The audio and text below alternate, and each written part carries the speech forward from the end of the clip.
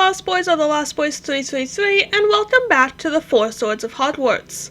If you want to follow along with me as I read, you can here on the screen, or you can find my work on any of the platforms linked in the description below. There are no warnings for this chapter, so let's continue the story. Chapter 12, A Boy Named Tom. Harry stared out at the dozen or so students looking at him expectantly, and he was instantly reminded of the meeting that created the DA. The scene was nearly identical, given that they had chosen the Hog's Head again. The only difference was the amount of listening students.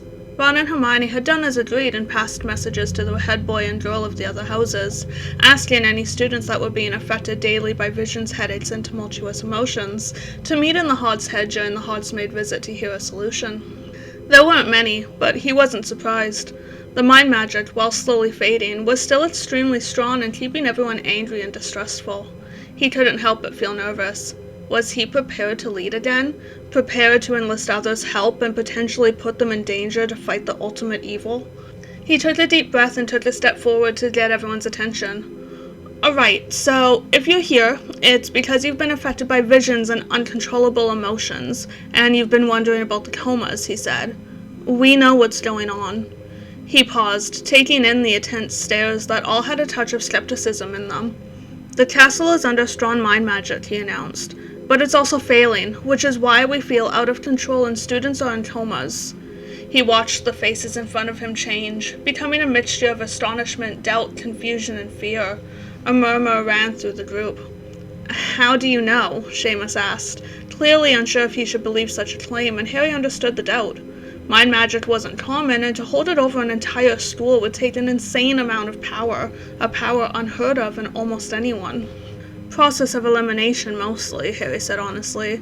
We've researched what we can, talked to others, compared experiences. There's not a lot of information on mind magic, but it is the only thing that explains everything. As expected, a few students walked out. He had known it would be hard for people to trust what he was saying when he couldn't tell them anything with 100% knowledge or certainty. Let's say you're right and it is mind magic, a 7th-year Hufflepuff said. Who cast it?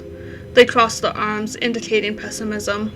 Harry sighed. He had known this question would be asked, and he didn't have an answer. We don't know, he admitted. We're trying to find out. More students left, leaving just 9 remaining.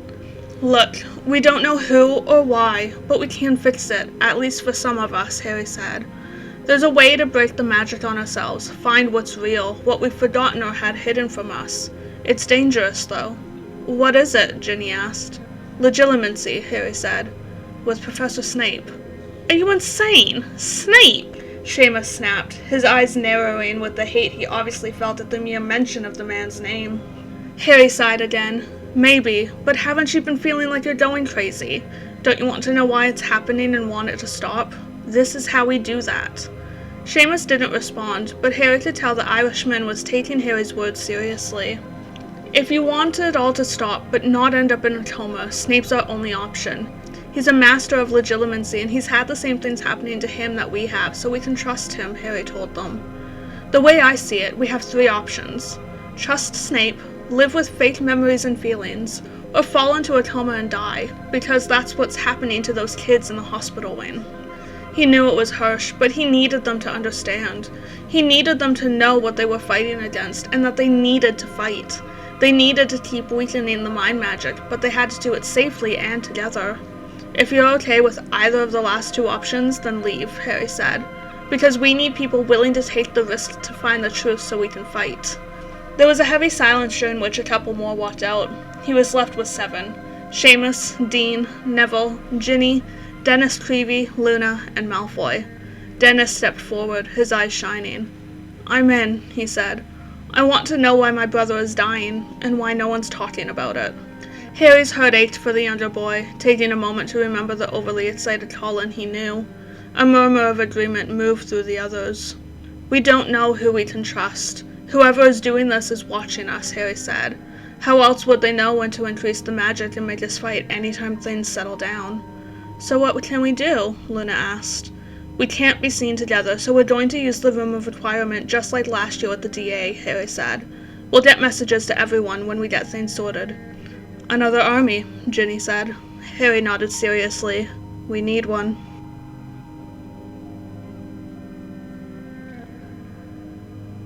Harry knocked on the door to the potions office, watching a couple Slytherins pass while shooting him hate-filled glares.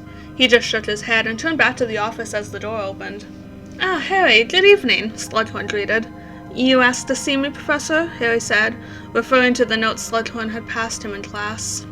He had been confused, but also wondered if he'd have another chance to get Slughorn's real memory. He hadn't had another meeting with Dumbledore since he instructed Harry to get Slughorn's memory, but he didn't want to show up empty-handed when they did meet again. Yes, come in," Slughorn said, motioning for Harry to enter the office. Once inside, Slughorn closed the door and walked around Harry to be in front of him. "I've been thinking a lot about our conversation at my party. I apologize if I upset you or made you uncomfortable, sir," Harry said, remembering the man's almost startled reaction when he started asking about Tom Riddle. "I hope you understand. I just want to know more. I hope to discover why the things I've gone through had to happen." He wasn't really lying. He did want to know why his parents died and why Voldemort wanted him dead, despite just being a child. Slughorn took a step closer to him, his expression intense and serious. "That's exactly what I wanted to talk to you about. You see, I do not believe those things had to happen." Harry furrowed his eyebrows, confused.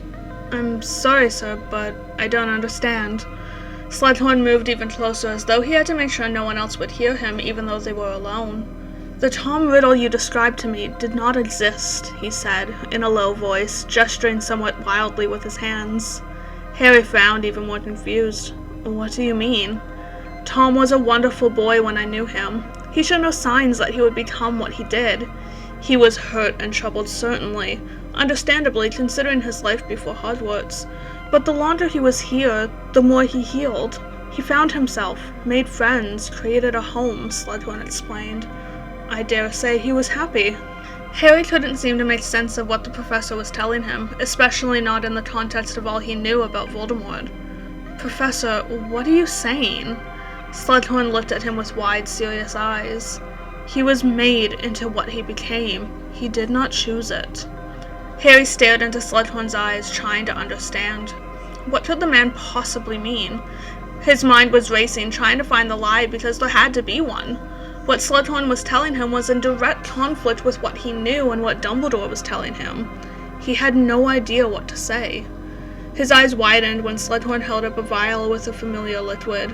Was he about to succeed and get the memory Dumbledore desperately needed? "Please, look and understand," Slughorn said. Harry nodded and followed the professor to the very back of the room. There was a wooden box, about the same height as Harry's upper abdomen, tucked into the corner. Slughorn slid off a top slab of wood, revealing a pensieve sat underneath. He watched the memory pour into the basin and swirl around, an image of a young Tom Riddle rising to the surface. He glanced at Slughorn, who nodded and gestured for him to enter the memory. He did so, bending until his face submerged into the pensieve and he was pulled into the memory. Once on his feet, he gazed around. It was just like the second half of the fake memory Dumbledore had shown him. He was in the potions office and the table was still there, only it was empty except for Slughorn and Tom Riddle. There was something different, however. Looking at Tom, instead of cockiness and well-planned manipulation, he saw what seemed to be worry or even fear. "Tom, are you quite all right?" Slughorn asked, putting his gift of candied pineapple from Tom to the side. "You've been fairly quiet since the others left." Tom didn't respond for a bit. He seemed to be contemplating what to say to the professor, if anything. He tapped his fingers lightly on the table. "Professor, can I confide in you?" "Of course, my boy, you know you can," Slughorn said kindly, making Harry wonder what kinds of things Tom had confided to the man. How close had the two become before Slughorn realized what the boy was becoming? Tom stared at the tabletop, his fingers scratching at a non-existent nick in the wood. He had never seen any version of Voldemort act this way. It was so strange. "I found something. A chamber built by Salazar Slytherin. I entered it, and there was..." Tom trailed off, apparently unsure how to explain. Slughorn just waited patiently, watching Tom with a gentle, patient expression. "There was something in there, something that I felt settle over me," Tom continued. It's in me, and I can't get rid of it." Harry frowned. What had Tom encountered? What could have been in the Chamber of Secrets when Tom opened it? There had been no strange magic when he found the chamber, so was Tom lying? Or had whatever it was been absorbed by him completely? Why would Slytherin have cursed the chamber? There was already a basilisk down there, and you had to be a Parselmouth to enter in the first place. What do you mean, Tom? Slughorn asked. Tom looked at the professor with a very worried expression. I think there was a curse or something evil, Professor. It's like every negative feeling I have has been amplified, and I can't control them. Oh dear, Slughorn said, sounding concerned. I explored, and I found a book, Tom said. I read about a strange piece of magic, and I can't stop thinking about it. I asked Dumbledore, but I thought you might be able to tell me more. I'll do my best, my boy, but should you really have touched anything down there after what you just told me? Slughorn asked. I couldn't help myself, Tom said. Very well. What was the piece of magic you found? It was called a Horcrux. Slughorn's eyes widened in shock and fear. Horcruxes, he exclaimed. Merlin's beard. What did Professor Dumbledore tell you? Nothing, but he told me to learn more if it was something I found interesting. He said it was good to be interested in exploring different areas of magical academia, Tom said, looking surprised at Slughorn's reaction. Harry frowned again. He had no idea what a Horcrux was, but it clearly wasn't anything good. So why would Dumbledore have encouraged Tom to learn about them? Could Tom be lying? I do not agree, Slughorn declared firmly. Horcruxes are a dark form of magic, one of the darkest. What are they, sir? Tom asked. Slughorn hesitated. It is a vessel to hold a piece of a human soul. While it survives, so does the person, even if at death's door. How are they made? Tom asked, seeming to have a suddenly strong desire to learn more. Slughorn's eyebrows came together, concerned at Tom's odd interest. Murder, Tom, the most evil of acts. Is there a limit on how many times a soul can be split? Tom, you can't be serious, Slughorn said aghast. This isn't you. Tom shook his head as though pulling himself from a daydream or deep thought. I'm sorry, sir. I don't know what's happened to me, he said, his face drawn and his eyes darting around before they settled on Slughorn, shining with emotion. Sir, I'm afraid. Slughorn's expression gentled. You are not evil, Tom. I know you and I believe in you. You can fight this, whatever it is. The memory faded then, and he was removed from the Pensieve. Back in the current day, he gripped the sides of the Pensieve's stand, staring down at the image of Tom Riddle as his mind whirled. Was this what Dumbledore wanted? Slughorn told Tom about Horcruxes, but he seemed afraid for Tom. Had Dumbledore really encouraged Tom to learn about Horcruxes? Why would he do that? Was Tom telling the truth about something happening to him in the chamber? He had looked sincerely scared, and he seemed to imply that he was being pulled to the dark magic he'd discovered. Could Tom have been manipulated into falling into the dark arts? If so, what did that mean for everything he knew and had experienced? Tom changed after that, after finding that chamber, Slughorn said, and he turned to face the man. Whatever was in that chamber drew him to the dark arts, took over his mind, convinced him it was what he wanted. He'd had interest in dark magic before, but by his 6th year he had dropped that interest, and he'd certainly never had an interest in pursuing or using the dark arts. How could that be? What was it in the chamber? Harry asked. I honestly do not know, Slughorn said, shrugging and shaking his head. It could have been anything, from a compulsion charm or potion to mind magic. Harry looked at him sharply. Mind magic? It's possible, Slughorn said. Harry's thoughts ran faster. Could mind magic have been over Hogwarts for all this time? For decades? Was that possible? Why would anyone keep a school under mind magic for so long? How could anyone have gotten any kind of magic into the Chamber of Secrets? It had to be Tom, so he had to have been lying, or Slughorn had faked another memory. Except it wasn't hazy like the false memory Dumbledore had shown him. The only thing that made a slight bit of sense was that someone was lying. But who? He thought about something else Tom had said. Tom said he'd gone to Dumbledore, Harry said, hating to even consider the theory. Would Dumbledore really have encouraged Tom to learn about Horcruxes? I never would have believed it, but I also never knew Tom to lie, at least not to me, Slughorn said, and Harry gave him a curious glance. Tom had a lot of trust in me, and we had a very close relationship. He confided in me about his childhood, his fear, any problems he had. He trailed off, pulled into reverie. Could Dumbledore have been involved in Tom's changes? Harry asked. I find it hard to believe, but he did have a strange fascination with Tom, and anything is possible, I suppose, Slughorn said. Harry leaned heavily against the Pensieve stand. Could Dumbledore have done something to Tom? Could it all have been Dumbledore? But why? It didn't make sense. Nothing made sense if Dumbledore were involved. It couldn't be. Slughorn sighed sadly, and Harry lifted his eyes to the professor again. I regret I could not help Tom, help save him from what he became, he said. Harry was stunned at how affectionately Slughorn talked about Tom. No one had ever expressed such care towards any version of Tom. Slughorn met his gaze, the man's eyes shining with tears. You must understand, Tom was truly remarkable before he was changed. Harry couldn't help but feel sympathy for the professor. You seemed to care a lot about him. Slughorn nodded. I never admitted it then, and I felt too much guilt and shame all these years to admit it, but I truly cared for him as though he were my own. Harry gazed at Slughorn compassionately. He had a hard time believing that the man could be lying. He seemed sincere. Had Tom been that manipulative, able to make his professor come to love him like a son, just to extort information about an obscure piece of dark magic from him years later? What would Tom have gained from such a con? Was it Dumbledore all along? What would the headmaster have gained from any of it?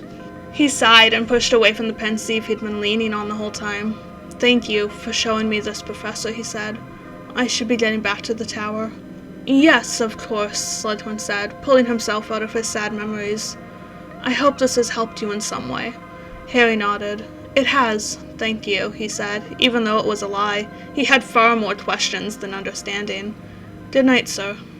And you, my dear boy. Harry left the office and made the entire trip up to Gryffindor Tower completely on autopilot. He could not make his thoughts slow down or settle into any kind of comprehension. He walked directly to his dorm and was about to drop onto his bed when something broke through his dazed state. An envelope with his name and a sweeping scroll in the front lay casually on his pillow. His forehead creased and he frowned, confused. He didn't recognize the writing, and he didn't understand why a letter would have been left on his pillow. He reached for it and turned it over. There was a blob of red wax sealing it, but nothing had been pressed into the wax. There was nothing indicative of the sender on the envelope. He considered tossing it in the trash or even the fire, but there was a part of him telling him to open it. He ripped it open and pulled out the short letter. His eyebrows nearly touched with his deep frown. H. I believe it is time for us to meet. There is much you need to know. Meet me at the Bronze Dragon in 3 days after dark. Do not let him know. T. Thanks for listening, and I hope you're enjoying the story so far. Let me know what you think and subscribe if you want to be notified of future uploads. Be sure to find this story and all my other work on the platforms linked in the description below, and I'll see you in the next chapter.